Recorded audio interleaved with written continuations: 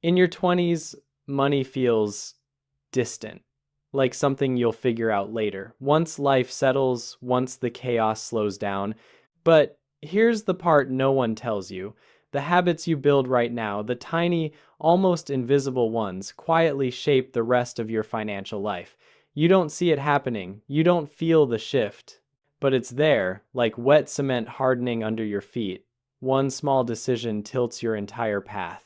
And by the end of this video, you'll understand exactly how your 20 seconds create a timeline that almost predicts your future net worth and what to do right now to rewrite it. My name is Tony, and I spend way too much time thinking about money, psychology, and how emotions shape everything. If you're tired of being told to hustle without clarity, make sure to hit subscribe and like if this makes you think differently. Now, here's something that will blow your mind. You know, your 20s have this strange way of pretending they don't matter. They show up looking messy, unpredictable, unfinished, almost like a rehearsal. And because of that, most people treat the decade like a warm-up, something you simply survive until real adulthood begins. But here's the quiet truth nobody told you. This decade is already shaping you. Your money habits, your emotional defaults, the way you react to stress, the way you talk to yourself when you feel behind. Think about it. Your 20s are the first time you're making decisions without someone else supervising you.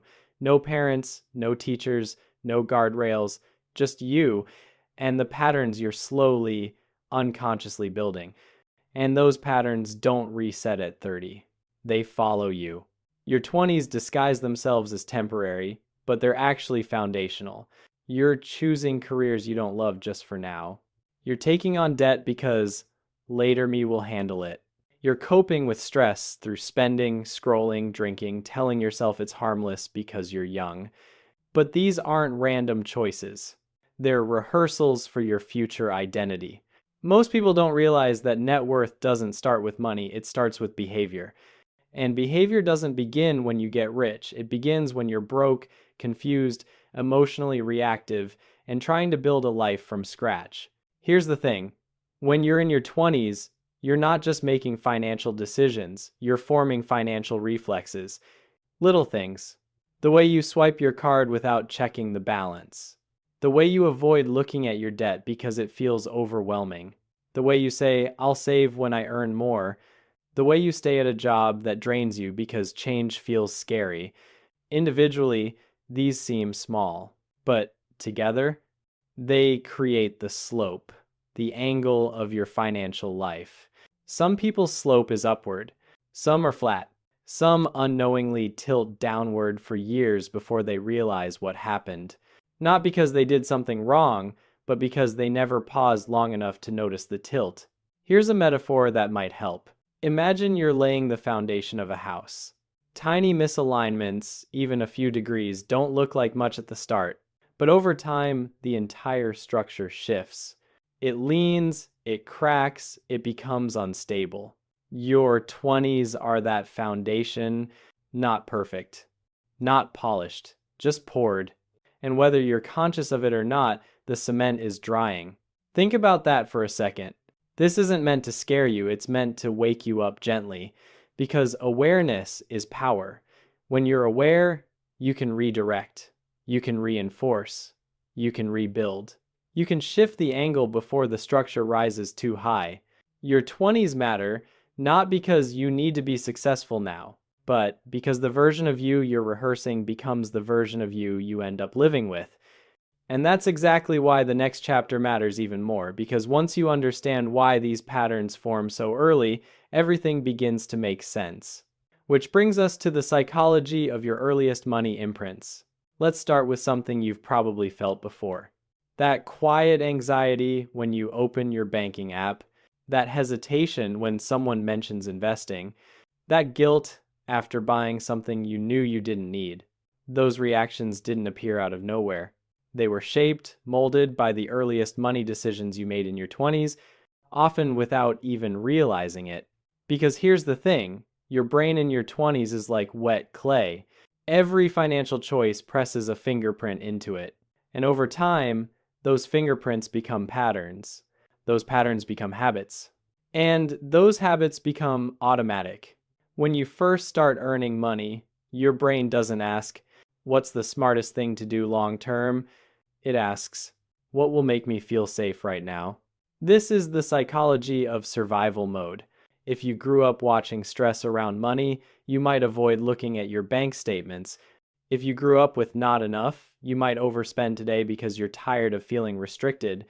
If you never learned about investing, you might feel embarrassed at the idea of not knowing enough, so you just don't start. And your brain builds a rule around each of these emotions. Checking my money equals stress. Spending equals relief. Budgeting equals restriction. Investing equals danger. Avoidance equals safety. None of these rules are logical, but they become true to you because emotion writes them before logic ever gets a chance. You're not bad with money.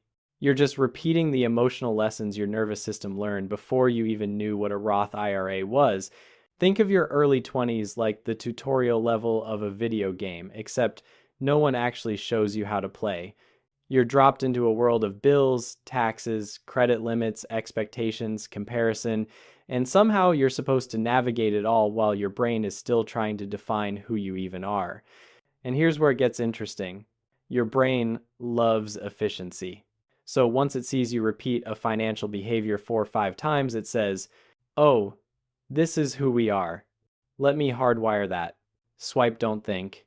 Feel stressed, buy something. Feel insecure, avoid checking accounts. Not sure how investing works, we'll do it someday. This becomes your financial muscle memory. You don't choose it, you grow into it. Researchers have found that financial habits solidify faster in your 20s than in any other decade of adulthood, not because you have more money, but because your identity is still being shaped. Your brain is looking for shortcuts, patterns, routines, anything to reduce uncertainty, and money is one of the biggest sources of uncertainty you face. So, what does your mind do? It clings to whatever behavior feels emotionally familiar, even if that behavior is hurting you. This is why someone can double their income and still feel broke. Why someone can want wealth but avoid the steps that lead to it. Why someone knows they should invest but doesn't. The problem isn't knowledge, it's imprint. Most people think the biggest financial challenge of their 20s is income, but the real challenge is identity, because your net worth is built on top of your sense of self. And if your early decisions taught you money is overwhelming, or I'm not good with numbers, or I'll always be behind, those beliefs quietly steer the direction of your entire financial timeline. But here's the hopeful part. Just like a muscle, these imprints can be rewired. New patterns can replace old ones. Awareness can override instinct. Choice can override fear. And once you understand how these patterns formed, you can finally begin understanding how to break them. Because the moment you see that your money habits aren't a reflection of your intelligence, just your conditioning, you stop judging yourself and start changing yourself. And that sets the stage for the next big realization. Not only do your financial habits compound, so does the time you lose avoiding the right decisions. Which brings us to one of the most misunderstood forces in your entire financial life, the compounding timeline. Let me start with a simple sentence, one that might feel uncomfortable at first. Time is doing more work for your net worth than you ever will. Most people hear that and nod along, but they don't really feel it, because in your 20s, you're not thinking about retirement or investments or wealth curves. You're thinking about rent, about your career, about surviving, about trying not to fall behind your friends. But compounding doesn't care about any of that. It begins the moment you make your first intentional financial decision or the moment you decide not to. Here's the thing, money compounds, yes. But so does hesitation, so does avoidance, so does delay. Think about planting a tree. If you plant it at 22, it has decades to grow through storms, seasons, setbacks, yet it still becomes massive over time. If you wait until 32, the timeline shrinks. Same tree, same seed, same potential, but 10 fewer years of sunlight. That's what financial compounding is. Not magic, just time. And time is the variable you can't negotiate with. Now, people often misunderstand compounding as earn a lot, invest a lot. But emotionally, it's much deeper. Starting early compounds your confidence. It compounds your competence. It compounds your identity as someone who builds rather than reacts. Delaying early compounds your fear. It compounds your avoidance. It compounds your belief that you're behind, even if you're not. So, the real compounding isn't just mathematical, it's psychological. There's a reason people who start investing at 22 often feel calmer about money at 32, even if they started with $50 a month. And there's a reason people who delay until 32 feel 10 years behind, even if they make great money now. They're living in different emotional timelines. Let me give you a soft number to illustrate something powerful. If you invest even $150 a month starting at 22, and stop at 32. You could still end up with more at retirement than someone who starts at 32 and invests $150 a month for the rest of their life. Not because of the money, because of the timeline. 10 years early? It's like a cheat code, but here's what matters even more. Your early financial wins, even small ones, plant a story in your mind. I can do this. I'm capable. I understand this. I'm becoming someone who builds wealth. That story compounds your decisions. Those decisions compound your results. This is why delaying money decisions is so dangerous, not because you miss out on millions, but because you miss out on momentum. When you delay building financial skills, you don't just lose time, you lose identity formation. You lose confidence. You lose emotional grounding. And when you finally try to start later, it feels like trying to push a stalled car uphill. You're not starting at zero. You're starting at regret. And that's a heavier weight. But here's what I want you to internalize. You're not behind. You're just earlier on your understanding of how time works. Compounding isn't a punishment for starting late. It's a reward for starting at all. The moment you begin, even if it feels small, even if it feels too late, the slope begins to change. A single degree upward shift today becomes a transformed trajectory in 10 years. And that realization leads to a deeper truth. It's not the compounding that hurts people in their 20s. It's the traps that stop them from ever starting. Which brings us to something almost everyone falls into quietly, accidentally, and completely understandably, the hidden traps of your 20 seconds. There's a moment in everyone's 20s where life feels like it's finally starting to make sense, and then suddenly, it doesn't. You get your first real paycheck, maybe your own apartment, a little bit of freedom, and with that freedom comes a trap disguised as normal life. Because the traps of your 20s don't look like traps. They look like harmless choices, tiny upgrades, moments of relief, and things you feel like you deserve after years of pressure. And that's exactly why they're dangerous. Let's talk about the first one, lifestyle creep. It doesn't show up as a big decision, it shows up as tiny adjustments. A slightly nicer apartment, a slightly newer phone, a few more nights out, a subscription you barely notice. Each one is small. Each one is temporary. Each one feels earned. But little by little, your expenses rise to meet or exceed your income. You don't feel richer. You just feel the same, except now the cost of maintaining your life is higher and saving feels impossible. Lifestyle creep is the trap that whispers, "You're doing better, so you should live better." And suddenly the space where wealth might have grown gets squeezed out by comfort. Then you have career stagnation, the trap people don't notice until much later. It happens quietly. You settle into a job you don't love because it's stable. You stop learning new skills because life feels busy. You avoid uncomfortable conversations about raises because conflict scares you. And without realizing it, your income begins flattening just as your expenses begin rising. This trap doesn't just slow your financial growth, it slows your internal growth. It keeps you anchored to a version of yourself you've outgrown. Another trap, debt normalization. Debt becomes such a common part of 20-something life that people stop seeing it as a signal. Student loans, credit cards, buy now, pay later, everything. Debt starts to feel like the default something you'll figure out later. But here's the thing. Debt isn't just a financial burden, it's a psychological one. It quietly shapes how you see yourself. It creates a background hum of stress that influences your decisions. It pushes you to avoid rather than confront. And then there's the most subtle trap of all, the later myth. I'll start saving later. I'll invest when I earn more. I'll get serious next year. Future me will deal with it. But later is just emotional anesthesia, a way to avoid discomfort now by borrowing clarity from the future. The problem is that future version of you never magically appears. You become them by what you do today, not what you plan tomorrow. Now, here's the part that's important. None of these traps make you irresponsible. They make you human.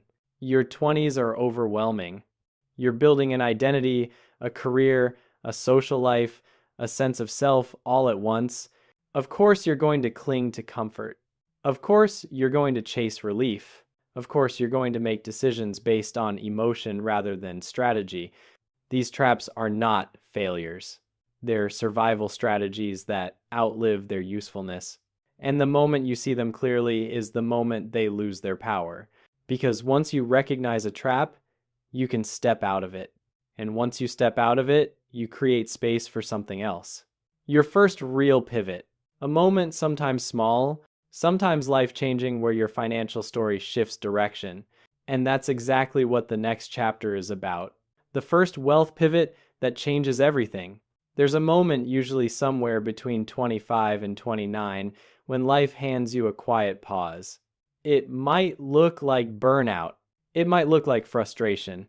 It might look like a random wave of clarity on a Tuesday afternoon. But underneath, something deeper is happening. You start realizing that money isn't just math. It's not just budgeting apps or raises or investing platforms. It's emotional. It's psychological. It's identity. This moment is what I call the first wealth pivot, the point where you stop reacting to life and start shaping it. Up until now, most of your choices were default-based. You spent because your friends spent. You avoided investing because it felt overwhelming. You stayed at your job because change felt risky. You coped with stress in ways that felt familiar, not helpful. But the first wealth pivot is different. It's the moment you stop saying, "I'll figure it out later," and start saying, "I can't keep living like this." Sometimes it comes from hitting a wall, a credit card balance that feels too heavy, a job that drains your confidence, a moment where you see someone your age living a life you want, and you realize you could get there too. But sometimes it comes from something softer, a small spark of self-respect, the quiet decision to save $50. Your first automatic investment, a conversation that opens your eyes. A moment of unexpected courage. These tiny shifts don't feel big, but they are. See, the first wealth pivot isn't about suddenly becoming financially perfect. It's about becoming financially aware. It's the moment you stop seeing money as a source of stress and start seeing it as a tool you can learn, a tool you can shape, a tool you can grow with. Because wealth doesn't start with knowledge, it starts with willingness. Willingness to look honestly at where you are. Willingness to question your defaults. Willingness to redefine who you're becoming. And when that willingness appears, even if it's just 1%, everything shifts. Confidence compounds. Identity compounds. Momentum compounds.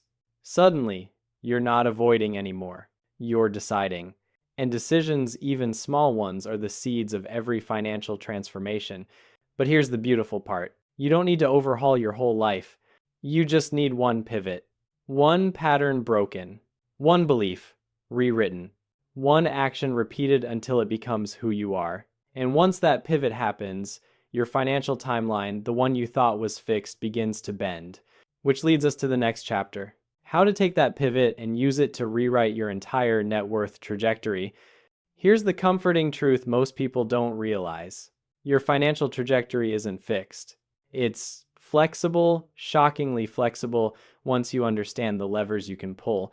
And those levers aren't complicated. They're not about extreme budgets or perfect investments or grinding 16 hours a day. They're about identity, the quiet shift from "I'm trying to get my life together" to "I'm becoming someone who builds wealth on purpose." That identity shift is everything. Let's start with something small but life-changing: automatic behavior. When you set up an automatic transfer, even $25, something rewires in your brain. You stop thinking of saving as deprivation, and you start seeing it as self-respect. When you make your first investment, no matter how tiny, you stop identifying as someone who is bad with money. You start identifying as someone who participates in their future. And identity is the root system of every habit you'll ever build. Here's the thing most people don't realize. Changing your net worth doesn't begin with numbers. It begins with reducing friction. You make good decisions easier. You make bad decisions harder. You unsubscribe from the comforts that drain you. You negotiate your salary once, then never forget how capable that felt. You create one rule for yourself, like invest before I spend, or save the first 10%, not the leftover. Simple rules create stable systems.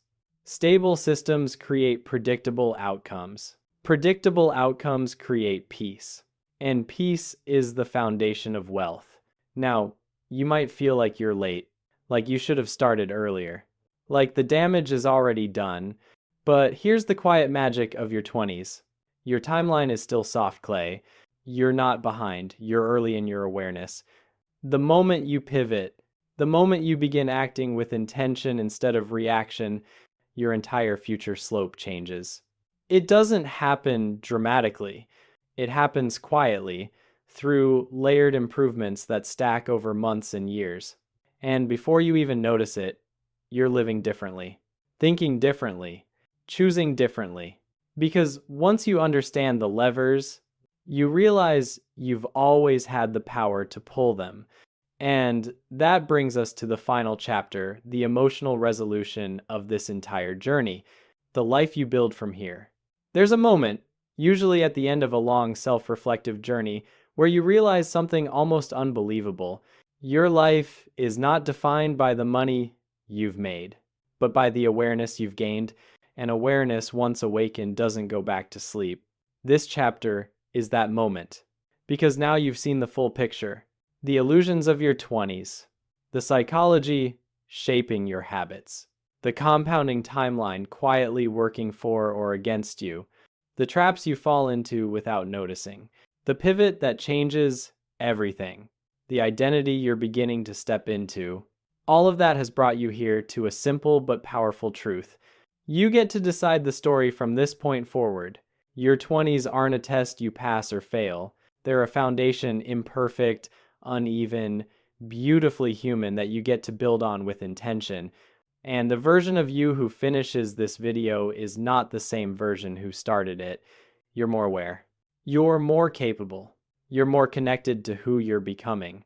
Wealth, in the truest sense, isn't a number, it's a direction. It's the slope of your life, not the snapshot.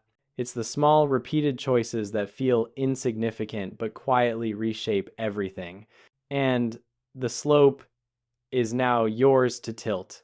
If the first half of your 20s felt chaotic, unfocused, reactive, that's okay.